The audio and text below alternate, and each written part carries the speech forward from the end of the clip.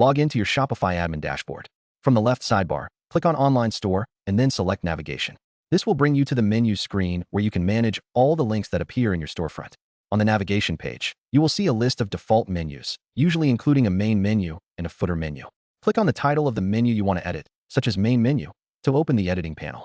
Here, you can view the current menu items displayed on your live store. To add a new link, click the green Add Menu Item button. A form will pop up where you need to type the name of the link as you want it to appear to your customers, such as New Arrivals or Contact Us. Next to the name field, you will find a search box for the link destination.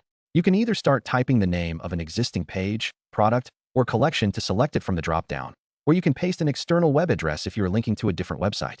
Once you have entered the name and selected the destination, click the green Add button to insert the link.